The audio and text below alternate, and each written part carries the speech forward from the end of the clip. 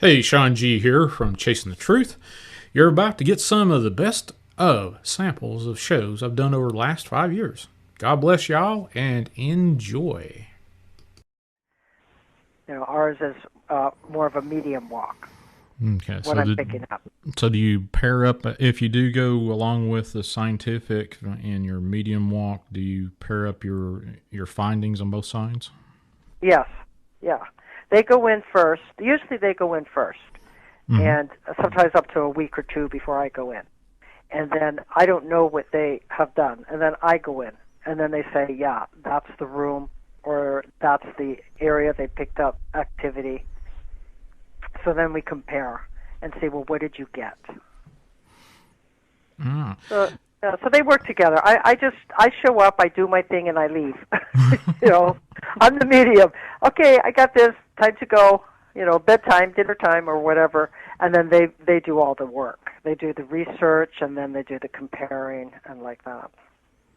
A friend of mine, Tim Skolline, he's a ghost photographer, and he has a theory that during electrical storms, thunderstorms in particular, that a lot more energy is manifested, a lot more ghosts will pop up on his photography. Have you noticed that within the thunderstorms and stuff? No, I have not. No, I have not. That's interesting. No. But I can see why that would happen because it is like electrical currents. Energy. Our energy is like electrical currents. It reminds me of the time that a spirit showed up. So I went to bed, and it must have been after midnight or something, and I heard this buzzing sound. You know how electricity sounds when it's buzzing? And so I opened my eyes, and I saw these thousands of like little tiny lights, like dots, coming together to form a body, a tall body. I thought, oh my God. Even I get scared. I hid my head, but it was buzzing. And then later, closer to the morning, I had a visitation from somebody I knew who was sick, but I hadn't seen him for quite a while. Then his cousin had been, we were all friends, and his cousin called me about 7 in the morning, and she said, Jack just passed away. I said, oh no, I felt it. I didn't want to say to her, yeah, I got a visitation from him. She says, well, first he passed away a little time after midnight, and then they brought him back. Oh, okay. And that was the electrical, and that's where I began to become more conscious of electricity and spirits, or, that kind of energy. So I could see, as you say, your friend, you're an electrical storm. Yeah, the other theory that he and I spoke about is also water sources, like underground or next to rivers or streams of Absolutely. Oh God, I'd love to hear. Did you have his show? He's not a radio personality, but he does do quite a bit of number of shows. I've actually done 2 shows with him. I'll share with you his blog spot. I think not a blog spot, his blog. Yeah, because I absolutely tell people, wow. I'll ask people, is there a stream running over here, or there's water over there? Absolutely, the spirits are attracted to the water energy. Absolutely, that's wonderful. So, do you use any kind of divining rods or anything, or work with anybody that uses divining rods along with these investigations? I haven't for years. No, with these investigations, I haven't. It's funny you brought that up, because I was just thinking about that about a week ago. I said, I think it's time for me to do that again. I used it when I would teach ESP development to people. That was one of our classes. We did that so they could, when I was teaching them aura energies, how to see it, how to feel it, how to gauge it. And I would use the divining rods. So what is your favorite medium for a divining rod? Some use copper, some use certain No, I just used hangers. Wood. I just used hangers.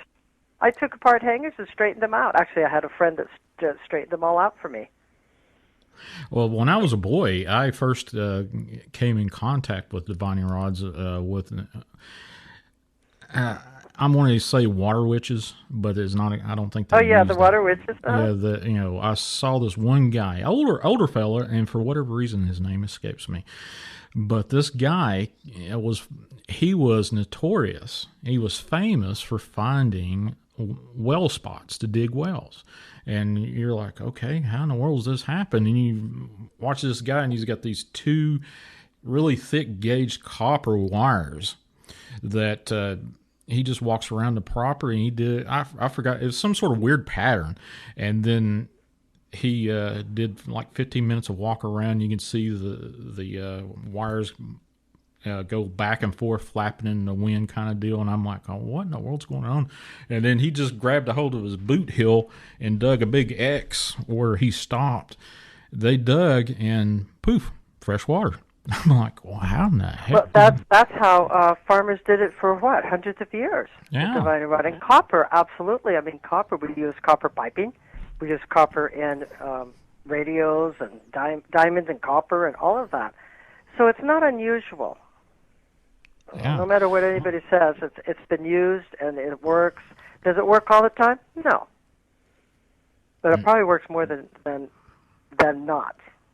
Yeah, I've had, from what I've heard of stories, now that was my first interaction with these folks that can find water spots, that they make fairly good money for just going out and doing this real quick. 15 minutes worth of work, that kind of stuff. So what does these divining rods do for you? What is it that you're looking for when you use that with you? Energy in particular places, like if the divining rod picks it up and it starts to vibrate, what it does is it opens and closes. Mm-hmm. It expands. Say expands when Okay. there's activity going on. So what do you do with that information once you feel that there's when I was teaching classes, I was teaching people how to understand how energy surrounds us. We would take a person, and they would say, well, what does that energy mean to you? It's not just can you see an aura or feel an aura. What is it telling you? What specifically message is it giving you? And so if I were to use it in spirit, it would be connecting me more so to saying, I feel energy over here. Let's test the divining rod and see what the divining rod says, or walk through a building. We're always in buildings, looking at what kind of energy. Where are we walking to? Which room holds the most spirit energy or entities? So it doesn't have to be spirit of someone that passed. It can be kind of different entities. So does it matter if it's a first floor or second floor or third floor dwelling? Does spirit energy, can it haunt any level of a house? Wherever it wants to go. When we were doing this one building that I did, it's actually been raised since we did that one building. And it was, we went all the way up to, I think there were 3-4 stories, and then down in the basement, they took me down there, and I went down there right away and said, I don't want to be here. And they said that's what the other mediums that came in, because the other investigation group had already brought their mediums in. And we all picked up the same thing. I said, oh, man, over here in this corner, this is bad. So if I had a divining rod, I could have used them down there. A lot of this work I do is for my own interest. Mm-hmm. I call it my own entertainment. Oh, okay. My interest. My interest. Why am I doing this, and how can I let people know that these things happen, and how can they protect themselves, or how can they safely talk with spirits? You don't want to open up that door. Just open it up. So what if you get into the investigation, which I don't know if you have or not, and you or the film crew or whoever is with you at the time gets attacked, like scratched or accosted in some way? What do we get out of it? Is that what you said? Yeah. No, not what. What do you get out of it? What do you do? Is it, do you start praying or what have you to stop this attack, or just when I leave come it? across, in one of the investigations, we came across a young. I will say at times, maybe we should stop here and just kind of send good energy to the spirit. Mm-hmm. Have them feel more comforted. I don't really use the word "go to the light." I say, give them a sense of peace, especially if it's a spirit. Not all spirits are miserable staying in this planet. Everybody says we should all send them on to the light. My experience, after what I've experienced, is I don't really agree. there's some spirits that want to be there because they actually like it. They go, wow, this was really a trippy life. I think I'll hang out for a while. Okay. And but when I do come across a suffering, like there was a young girl that was suffering and she couldn't find her parents, and then we did stop. And then afterwards, I always remember them in my prayers and meditation. I will often even light a candle for a spirit. No. Yeah, well, I have heard people do that quite often. Have you used EVP sessions with your mediumship that you do when you go into these things and get contemporary information back with these EVP sessions if you do them? Or you just walk in and do your medium?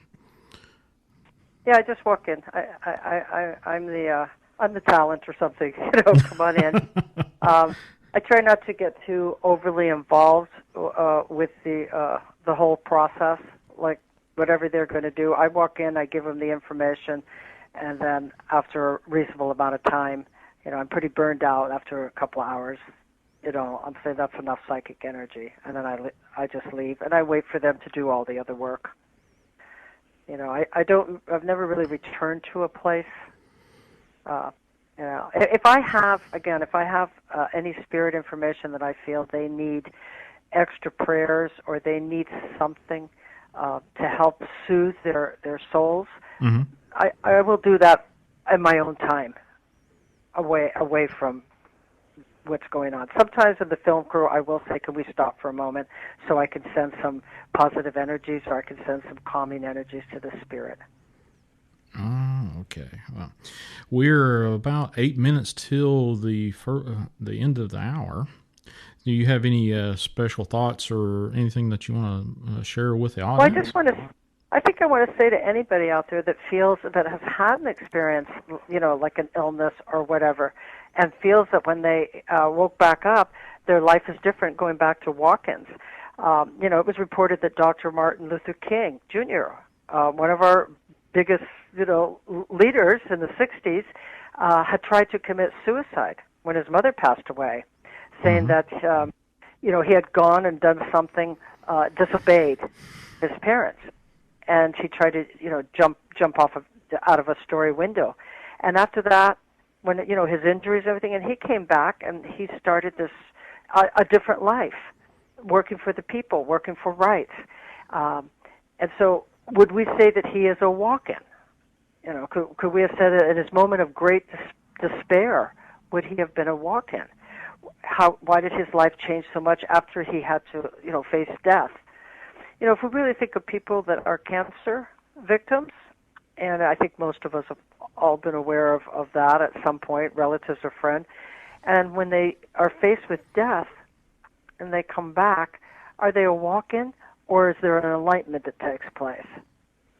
So for people that feel really out of odds after a particular near-death experience, they might want to say to themselves, am I conscious of a different entity, a different spirit that is guiding me more so than did previous? Because I've met people that say, they tell me their stories. That's why I wrote about it in my book. Mm-hmm. What happens? Why am I like this? Why do I feel weird? Why do I not want to? I'm not the same person I used to be. That's the best way of putting it. Well, what happened there? So that was something I had found to be interesting. What happens to us after we have these kind of experience? Why do we change direction so often, so dramatically, like I did? My whole life took on this other whole life. I never planned it. I wanted to be a veterinarian, and then after that, I wanted to be a long-distance truck driver. I was going to school for that. And everything just kind of fell apart after that accident. And my life just started changing. Well, June, how can we get a hold of you if they want to connect with you in some shape, form, or fashion? Well, if people want to connect with my experiences and my thoughts and my guidance of talking with spirits and going on ghost hunts or how to do everything safely, my books are available. They can go to my website, June Ahern, AHERN.com. Mm-hmm. I have, a blog page. You can get it from the website, or they can go to the Haunted Bay if they want to see how I work, what kind of person I am. It's on, YouTube, and that's kind of how I work. And I teach, so I do put about my teaching. Like this month, I'll be teaching about telepathy, and that video will be available at some point. I'm not sure when. And they can find everything on my website or my blog page. Okay, so anything they want to find about me. I don't do personal work anymore. Oh, okay. So you totally retired from that, eh? I am retired from that. Yeah, great. I had a great time, but there comes a time and place in life where you hang up your hat. Now I'm more interested in going back to teaching like I used to. How about the road trips that you planned on being a truck driver? Have you done any of that? Oh, man, I still want to do that. I love road trips. I love them. My husband, unfortunately, was a teamster, and he says, I'm not driving across the state. Oh, geez. Yeah. I love road trips. I would love to do that. And go visit haunted places. Oh, I love graveyards. Well, anywhere I go to graveyards. Oh, well, we got about 4 more minutes. Tell us about the favorite place that you ever went to travel for a haunted place. I love Salem. That was a lot of fun. Back east is a lot of fun because they're really old. Yeah. Graveyards there. And when I went to Scotland and London, and I went to parts of Europe, I would always go to the graveyards. And you just look and you sit there and you just feel the energy in them. It's actually very peaceful. Graveyards are one of the most peaceful places there are. Busy. There's a lot of activity, but still peaceful. So, are graveyards haunted by the folks that are buried there, or is it haunted by something else? Well, I wouldn't. That is a place that it's a good place to go if you're doing a ghost hunt. And I mentioned several places in my book about where you could go and what can you expect. Like old hotels are good because a lot of activity took place. I wouldn't really say haunted. To me, not haunted. I would say more of like spirits just coming up and sitting there with you. Oh, when I went down to where was it that I went down south? Savannah. They have a great graveyard down there. Oh man. That place, really, you can feel a lot of spirits there. Down south has a lot of spirits walking around. Oh, really? Yeah. Oh, yeah. That's definitely a place. I'd like to go back to the south and visit some places. Very different from up north. Very different from the West Coast, as we all are so aware of right now, the differences. But in the spirit world. Oh, well, June, it's we got about a minute and a half left of the time that I allotted for you that you gifted to us, and I appreciate your candor and joking around with all the last little bit. Folks, my guest tonight has been June Ahern. You can find her at juneahern.com, all one word. That's where you can find all of her YouTube stuff that you can contact her through that one website, juneahern.com. And June, I appreciate you being on board and chasing the truth. I hope to speak to you again real soon. Yeah, thank you, Shawn. You're a very, very good host. Oh, thank you so much. Very easy to talk to. Thank you so much. Take care. Bye. Bye. Okay, folks. Now, I am going to take a quick break and be back in about 3 minutes, and we'll keep the open lines up here and running. Of course, the open line is 931-994-6917, 931-994-6917. And I'm going to talk a little bit about what's going on with IamDarkWaters.com. And tell you what's hit YouTube from the king of horror narration, Dark Waters himself. He called me today, and I had a little bit of inside baseball, and I shared it real quick. I didn't really get permission, but it's better to ask for forgiveness afterwards. But go over after this radio show and look up Dark Waters channel on YouTube, and you can probably find you about 3 stories that you can listen to that he's dragged out of the Dark Waters vault there. But, folks, I'm going to take a quick break, and I'll be right back. Hey, folks, thanks for listening to this best stuff sample of some of my 5 years in doing this radio show podcast called Chasing the Truth. Please visit iamdarkwaters.com, or you can email me at ShawnG@iamdarkwaters.com. And my numbers and links are in the description below. God bless y'all, and I'll catch you on the flip side.